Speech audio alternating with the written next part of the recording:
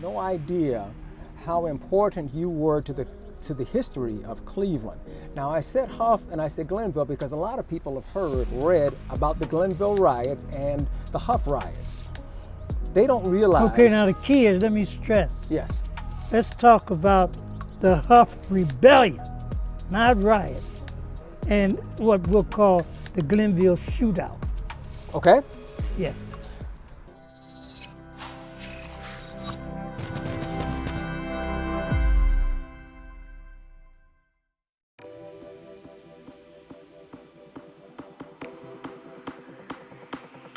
Hello, I'm K.D. Hale, Vice President of the Association of African American Cultural Gardens, and I have the honor of welcoming you, our audience, to our Sankofa Web Series. Our goal is to educate regarding the African American experience through this series. We will be interviewing some of the most interesting, engaging leaders, business leaders, and great entrepreneurs in this great city. These change agents will tell us about their journey, who they are, who inspired them, what they do, and what does African American history and African American cultural gardens mean to them. Please subscribe to our YouTube channel and like our Facebook page, the Association of African American Cultural Gardens. And go to our website, aaacg.org, for most updated information regarding events in our Sankofa series, which can also be viewed on demand. We will be breaking ground for the final phase of building the African American Garden this year, and we are excited. But in the meantime, please enjoy this episode of the Sankofa series brought to you by the Association of African American Cultural Gardens. Thank you. Hi, I am Val B. King, granddaughter of legendary King of the Blues, B.B. King. Lift every voice and sing till earth and heaven ring, ring with the harmonies of liberty. Let our rejoicing rise high as the listening skies. Let it resound loud as the rolling sea. Sing a song full of the faith that the dark past has taught us. Sing a song full of the hope that the present has brought us. Facing the rising sun of our new day begun. Let us march on till victory is won.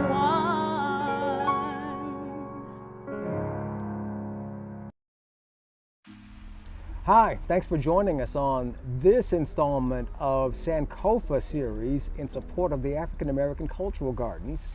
And we are at the African American Cultural Gardens.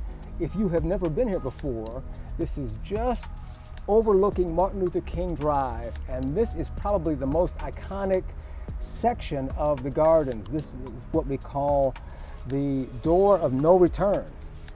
And we can talk about that a little bit more later, but I have a very special guest with me that we are honored to be able to talk to today. His name is Don Freeman. I don't know if you're familiar with Don Freeman. I'm going to kind of introduce you to everybody, but I know that this area has a lot of significance to you because we're right near Glenville, we're right near Huff, and we're talking about Black history. Help me understand how you fit into Cleveland's history. Okay, first of all, I'm a Cleveland resident. I graduated from Glenville High School and then matriculated at Case Western Reserve University, receiving a Bachelor of Arts degree with a major in history in 1961. And then I began teaching in what was then the Cleveland City School District at a junior high school called Kennard in the Central area. And at that time, I lived in the Huff area as a bachelor. Once I got married, I moved back into the Glenville area where I had essentially grown up in since the age of 14. So I'm talking with Don Freeman, and by the way, my name's Obie Shelton, and I reported news for many years in Cleveland, and I used to see you at a lot of news events. I used to see you at Cleveland City Hall. I had no idea how important you were to the history of Cleveland. Now, I said Huff and I said Glenville because a lot of people have read about the Glenville riots and the Huff riots. They don't realize... Okay, now the key is, let me stress. Yes. Let's talk about the Huff Rebellion, not riots, and what we'll call the Glenville Shootout. Okay. Yes. Tell me, your part in that had to do with what you wrote and what you thought. Is that fair to say? Oh, that's true. That's true. That's true. That's true. And let me tell you right now, before some people may drop off, that what he's going to tell you is in his book, Reflections of a Resolute Radical, Don Freeman. Is that a fair way to describe you as a resolute radical? Yes. Yes, in other words, resolute from the standpoint that I'm a long-term radical who has been a radical since 1960, nonstop.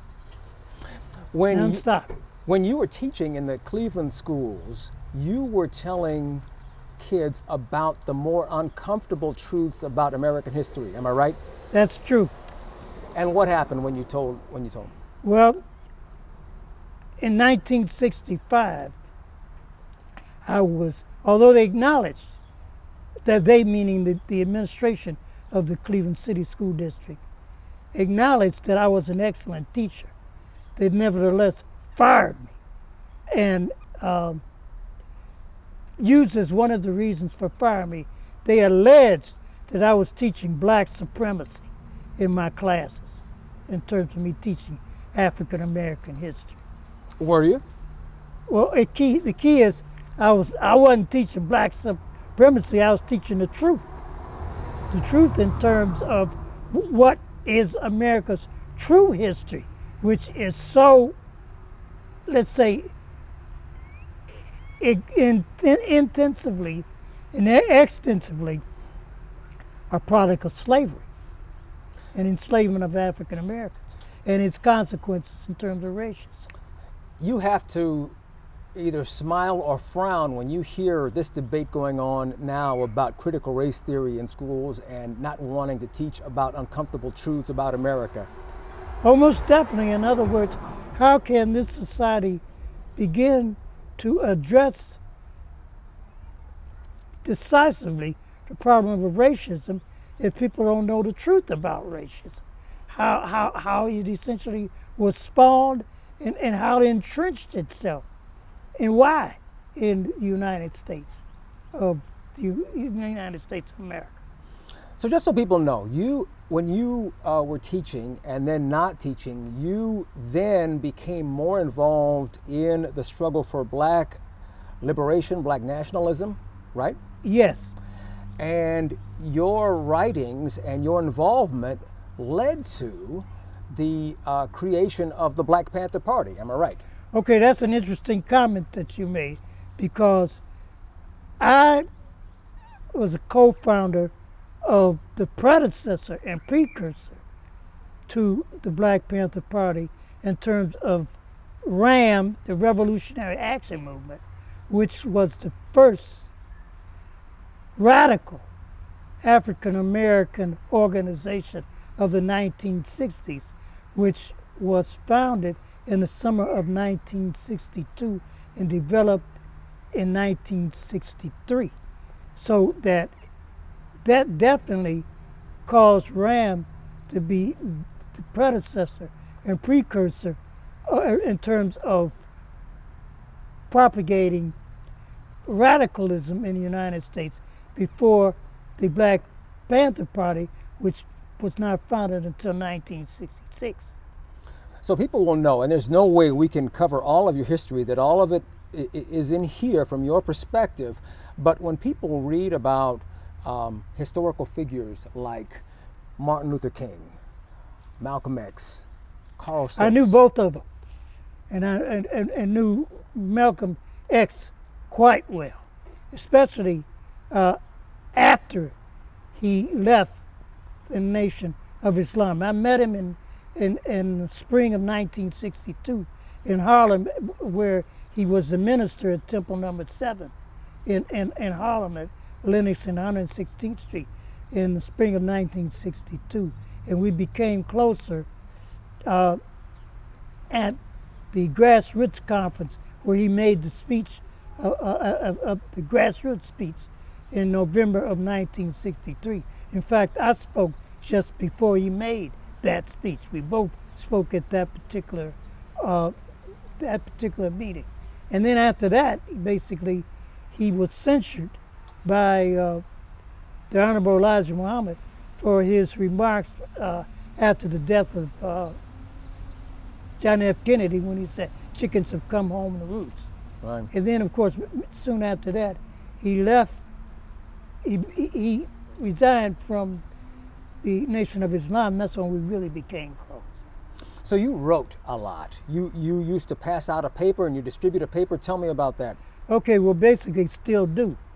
The name of it is called Vibration, which my belated beloved soulmate and I began along with another person named Lynn Hawkins in the spring of 1968. In fact, we published the first issue of what is still being published as Vibration in March 21st, 1968, a couple of weeks before Dr. Martin Luther King was assassinated.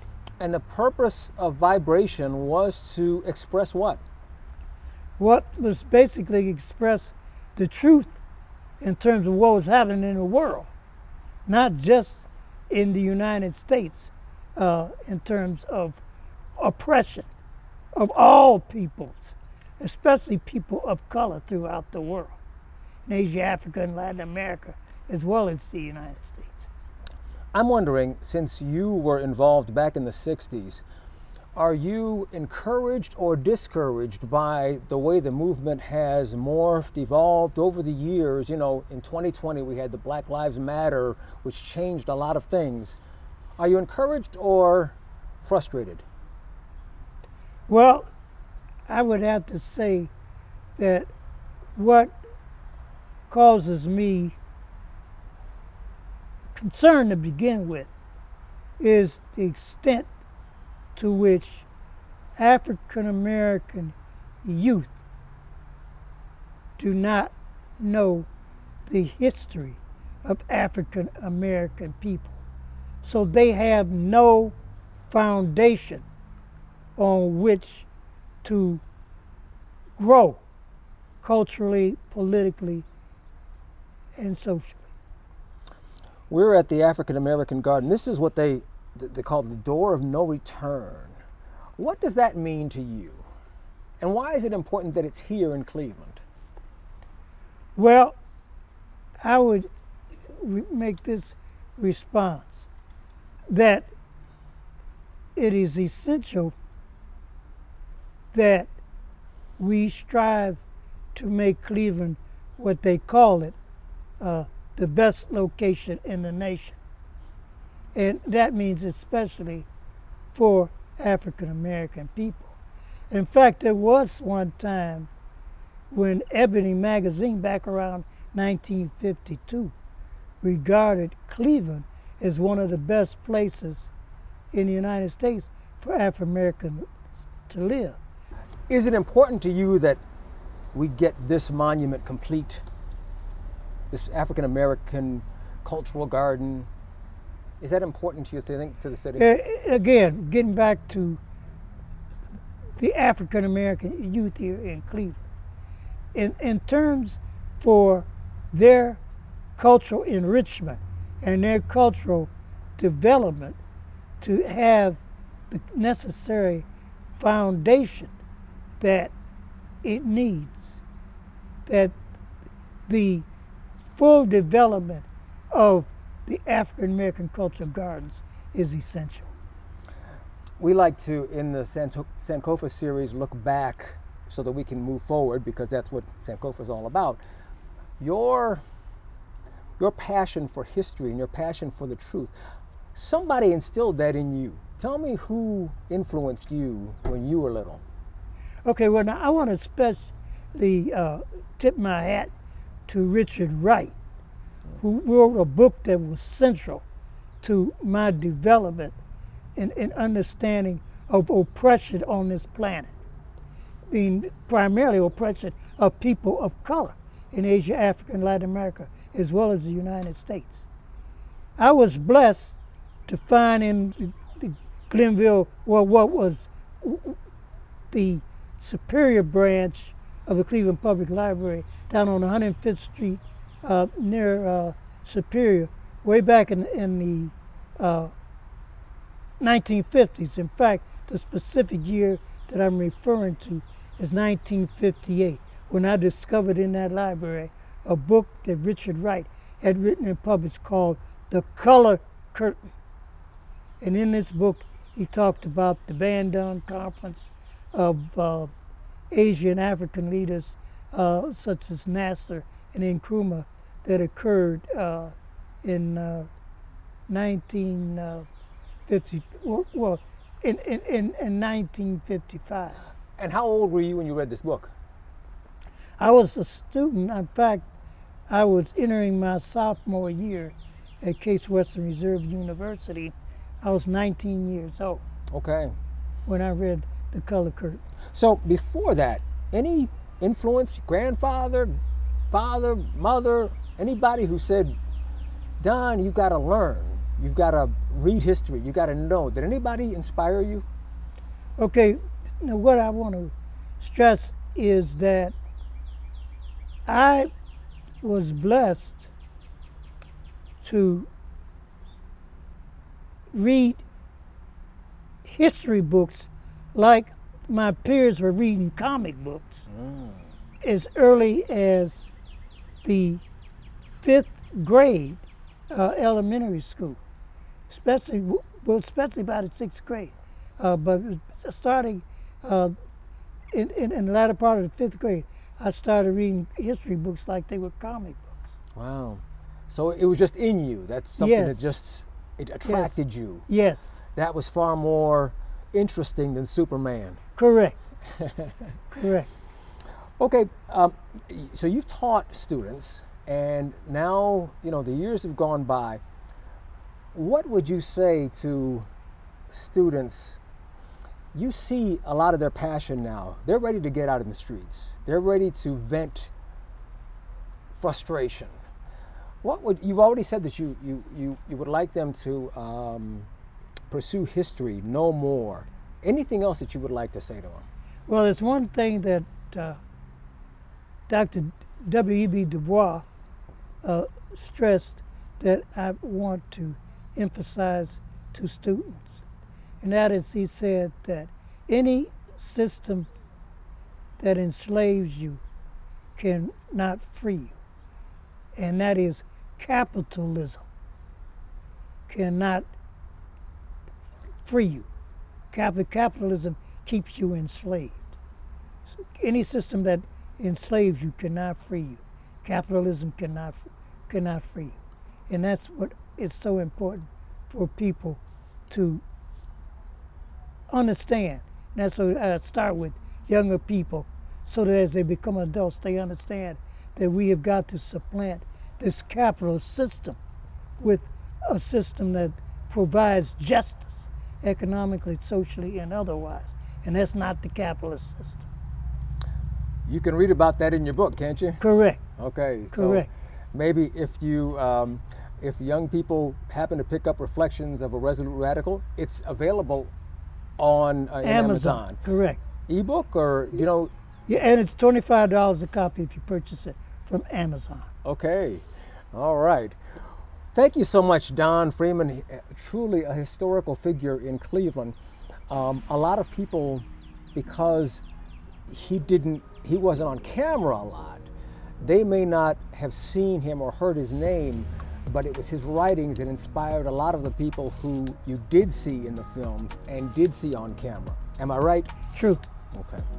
Thank you so much for joining us. And You're so welcome. thank you for hanging with us and listening to this segment that we've had on Sankofa. You know, we offer these regularly as we explore the depth and the breadth of history in Cleveland, and it is represented in the African American Gardens where we are right here overlooking Martin Luther King Drive. I'm Obie Shelton. Thank you for joining us.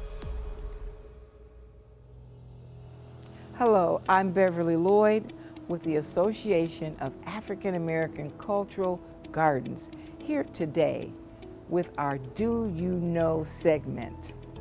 Let's see if you know who these fine individuals are. She was an American politician who served as a U.S. representative for Ohio's 11th Congressional District from 1999 until her death in 2008. A member of the Democratic Party, her district encompassed most of downtown and eastern Cleveland and many of the eastern suburbs in Cuyahoga County, including Euclid, Cleveland Heights, and Shaker Heights. She was the first African American woman to be elected Congress from Ohio. Also, formerly Patrick Henry will now be named after this individual. Do you know? If you guessed Stephanie Tubbs Jones, then you do. Hi, my name is Rachel Hill with the Association of African American Cultural Gardens. The mission of the Association of African American Cultural Garden is to educate regarding the African American experience and to complete the monument for the African American Garden. Our Sankofa series represents our dedication to bring you the history and amazing journey of African Americans in this great city. Our garden represents a journey, starting with the door of no return to the resilience of our ancestors and family to make a difference in this country. The water feature gives hope and joy for future generations, knowing that you can accomplish anything with dedication and hard work. We are on the journey to complete the garden. Our goal is to break ground this year to complete the garden, but we need your help to get to the finish line. Please make your tax-deductible donation by going to aAACG.org or mail your check to P.O. Box 20237, Cleveland, Ohio 44120. Thank you.